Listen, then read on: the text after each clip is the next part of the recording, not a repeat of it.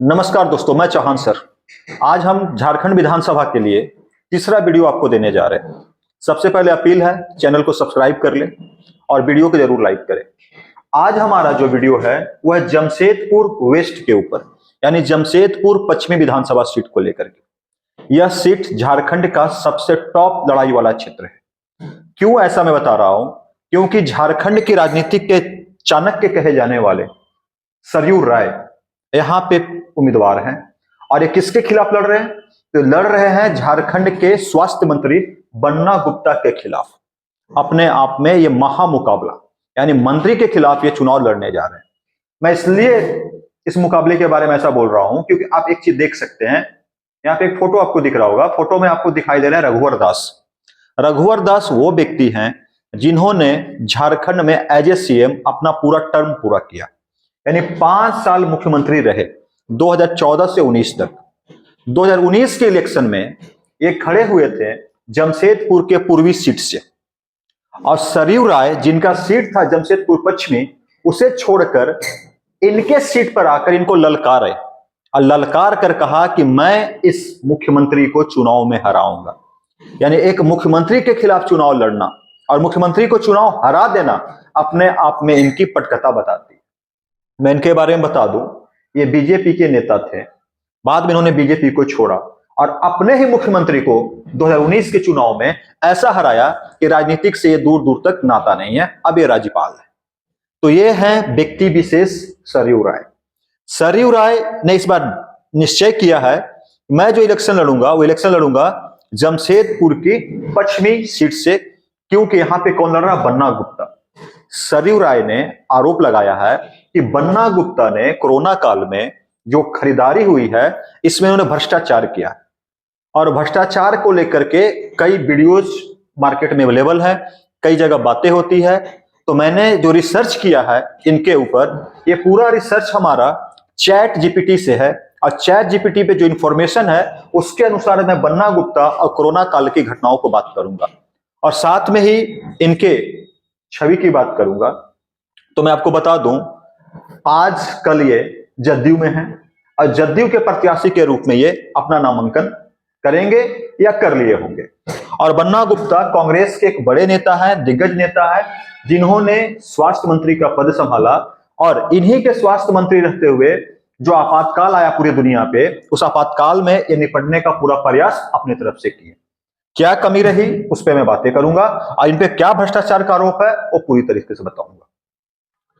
जो सरयू राय हैं, धनबाद में इनका चेहरा काफी फेमस है। जमशेदपुर से लड़ रहे हैं, धनबाद में क्यों फेमस है? याद कीजिए, जैसे लोकसभा चुनाव की घोषणा हुई तो धनबाद संसदीय क्षेत्र से बगमारा के उस समय के तत्कालीन विधायक डुल्लू महतो को टिकट दिया गया। इनका कहना था कि डुल्लू महतो एक भ्रष्टाचारी व्यक्ति है, ऐसे व्यक्ति को चुनाव में मैं हराऊंगा। इन्होंने घोषणा तक कर दिया कि धनबाद लोकसभा चुनाव से लड़ेंगे और क्या करेंगे, डुल्लू महतो को हराने का प्रयास करेंगे। लेकिन उसी समय कांग्रेस ने अपना टिकट अनुपमा सिंह यानी राजेंद्र सिंह की बहू और अनूप सिंह की पत्नी को दिया, और इन्होंने अनुपमा सिंह को अपना आशीर्वाद दिया कि जाओ विजयी भव। लेकिन इनकी जो चाणक्य नीति थी ये धनबाद में नहीं चली, और जो विजय भवा का आशीर्वाद दिया था वो विजय भवा नहीं हो पाया, वो हार गई भारी मतों से। तो ये वो व्यक्ति हैं जो हमेशा चर्चाओं में रहते हैं, चुनाव लड़े या हारे ये चर्चा में रहते हैं। और ये कहा जाए झारखंड के राजनीति के विश्व पितामह भी हैं। लेकिन ये बीजेपी को ही नहीं समझ पाए, अपनी पार्टी को नहीं समझ पाए, नहीं तो आज इनका कद मेरे ख्याल से और बड़ा होता। तो चाणक्य का मतलब क्या होता है? चाणक्य एक गुरु है। चाणक्य गुरु होकर के अगर किसी व्यक्ति पे हाथ रख दे, यानी चंद्रगुप्त पे हाथ रख दे, तो रंग से राजा बना देते हैं। तो ये रिसर्च के माहिर व्यक्ति है, ये रिसर्च करते हैं, ये ध्यान रखते हैं, आरटीआई करते हैं, एक एक्टिविस्ट के रूप में काम करते हैं कि कौन राजनेता गलती कर रहा है उसको घेरने का काम करेंगे। और मेरे नजर में एक व्यक्ति इस प्रकार का इलेक्शन में होना चाहिए, राजनीति में होना चाहिए, कि नेताओं को थोड़ी सी डर तो किसी से हो कि मैं अगर गलती करूं तो कोई मुझे घेरने के लिए खड़ा तो है। तो इन्होंने रघुवर दास को घेरा, उनका कैरियर खत्म किया। अब उनका नजर है इनके ऊपर, बन्ना गुप्ता के ऊपर। बन्ना गुप्ता के बारे में बता दूं, बन्ना गुप्ता भी ग्रास रूट पे काम करते हैं और ग्रास रूट पे जुड़े हुए हैं। ये कोई राजनेता फैमिली से नहीं थे, ये टेम्पो ड्राइवर के रूप में आप यहाँ पे देख सकते हैं, एसोसिएशन में रहे हैं काफी टाइम तक और इसी से इनकी जीविका उपार्जन होती थी। आगे बढ़े और बढ़ते बढ़ते कांग्रेस में विधायक बने और मंत्री पद मिला और आज पूरे प्रदेश का एक नामी ग्रामी चेहरा है क्योंकि स्वास्थ्य मंत्री। अब इस स्वास्थ्य मंत्री को इलेक्शन में किनसे मुकाबला करना पड़ रहा है? तो इनका मुकाबला है सरयू राय के साथ। तो मैं चैट जीपीटी की खबरों के अनुसार मैं आपसे बात करूं, इनके ऊपर कई आरोप लगे हैं। जैसे मैं पहला आरोप बात कर लूं कि इनके कार्यकाल के दौरान जब कोरोना आया भारत में और झारखंड में जब कोरोना की बात हो रही थी तो कोरोना से पूरे झारखंड में मरने वाले की संख्या 5150 थी। ये डेटा गड़बड़ भी हो सकता है क्योंकि ऐसे अनुमान लगाए जा रहे हैं कि जो सरकारी डेटा है और वास्तविक मौतें हैं दोनों में काफी अंतर है।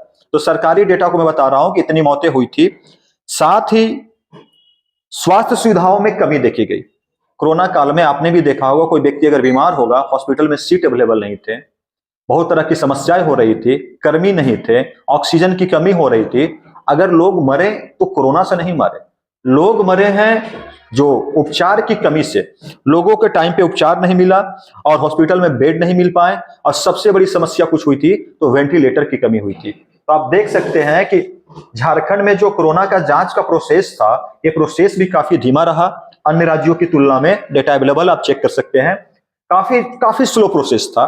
दूसरी चीज है कि हम बात करें जो बेड वगैरह, आप देखिएगा बेड सारे भरे हुए थे, मरीज नीचे लेटाए जा रहे थे। कोरोना के जो वार्ड बने हुए थे बहुत गंदगी भी फैली हुई थी, सही से कुछ नहीं था और ऑक्सीजन की कमी तो झारखंड में अपने लेवल पे रही। हालांकि बाद में कई ऑक्सीजन प्लांट लगे, कई काम किया गया। इस पे एक बात हो सकती है, दवा और चिकित्सा उपकरण की कमी थी। झारखंड में दवाओं की भी कमी हो गई थी जो काफी दिक्कत हुई। ग्रामीण इलाकों में, मैं शहर की बात कर रहा था, शहर का जब ये हाल है तो ग्रामीण इलाकों में क्या हुआ होगा? ग्रामीण इलाकों में मौतें ज्यादा हुई है क्योंकि सुविधा का सबसे अभाव कहां रहा? ग्रामीण इलाकों में। प्रशासनिक कुप्रबंधन रहा, टेस्टिंग की कमी थी, टीकाकरण अभियान में देरी हुई। दूसरे राज्यों की तुलना में झारखंड में टीकाकरण में देरी हुई है और डॉक्टर्स और स्वास्थ्य कर्मियों की कमी थी। समय पे वैकेंसी नहीं कराएंगे, कर्मियों की बहाली नहीं करेंगे, अगर कोई आपातकाल आएगा तो उसको कैसे निपटेंगे? क्योंकि हॉस्पिटल हो, वहां पे ट्रेंड लोग चाहिए। अचानक आप किसी को बुला करके आप काम नहीं करा सकते। तो बन्ना गुप्ता की ये सारी कमियां उजागर कौन कर रहा है? तो सरयू राय कर रहे हैं। और मैं एक बात कर लूं सरयू राय के बारे में कि कहा गया जो खरीद फरोख्त हुए हैं, जो पैसे निकाले गए हैं, वो पैसे इन खरीद फरोख्त से ज्यादा निकाला गया और यहाँ पे भ्रष्टाचार हुआ है। और ये भ्रष्टाचार का आरोप कोई और नहीं लगा रहा है, भ्रष्टाचार का आरोप लगाने वाले व्यक्ति खुद सरयू राय हैं जो बार बार इनके ऊपर आरोप लगा रहे हैं। कांग्रेस के साथ भ्रष्टाचार जुड़ा 2019 में से लेकर 24 तक। क्यों जुड़ा?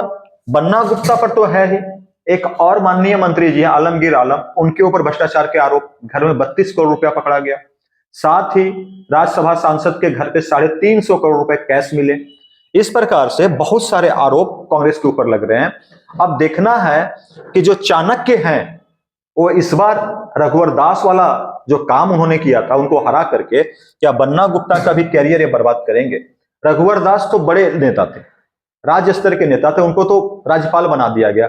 अगर बन्ना गुप्ता हार जाते हैं तो गुप्ता जी की शुरुआत फिर कहां से होगी? गुप्ता जी फिर क्या करेंगे? इनको तो रघुवर दास वाला चम्मच तो मिलेगा नहीं सोने वाला।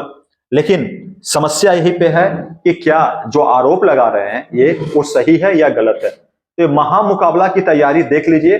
पिछले साल सबसे बड़ा महामुकाबला इनके बीच में था और इस बार महामुकाबला इन दो चेहरों के बीच में है। ये दोनों चेहरा झारखंड के नामी ग्रामी चेहरा है और काफी टाइम से है। अब आपको कमेंट बॉक्स में बताना है कि ग्रास रूट पे पकड़ किसकी है, कौन व्यक्ति यह चुनाव जीत सकता है और यहाँ पे क्या जयराम की पार्टी का फैक्टर साबित हो सकता है कुछ? इस पे आप कमेंट करें और चैनल को सब्सक्राइब कर ले और वीडियो को लाइक कर ले। देखिए हमारा मकसद न इनको नीचा दिखाना है न इनको नीचा दिखाना है। हमारा मकसद है जो कमियां हैं, देखिए चैट जीपीटी के सहारे में आपको मैंने सारी चीजें बताया। मैं अपने तरीके से कुछ नहीं बता रहा हूं क्योंकि यहाँ पे जो चीजें यहाँ पे दी गई है वो सब बता रहा हूं। अब देखिए इनके बारे में बताया गया है चैट जीपीटी के माध्यम से, जो साइट पे अवेलेबल है, कि इन्हें राजनीतिक जागरूकता के व्यक्ति हैं, नागरिक मुद्दों पे काफी ध्यान देते हैं, स्थानीय विकास की बात करते हैं, निर्दलीय नेता के रूप में इनकी पहचान हो चुकी है, तो अपने आप में बहुत बड़ी बात है कि हमारे गूगल के सारे साइट्स को अगर खंगाल लिया जाए तो इनके बारे में सिर्फ पॉजिटिव कमेंट आ रहे हैं, पॉजिटिव चीजें मिल रही है, और इनके बारे में मुझे भ्रष्टाचार और कोरोना काल के जो समस्याएं हुए हैं वो मुझे देखने को मिल रहा। अब आपको तय करना है, जनता जनार्दन आप है, ये कौन बेहतर है कौन बेहतर नहीं है, और आपको किस विधानसभा का वीडियो देखना है हमें बताइए। हम रिसर्च करेंगे, हमारी पूरी टीम बैठी हुई है, रिसर्च के ऊपर हमारा वीडियो होगा। हमारा मकसद किसी को किसी तरह का भ्रामक चीजें फैलाना नहीं है, किसी को बदनाम नहीं करना है। धन्यवाद, नमस्कार, जय हिंद दोस्तों।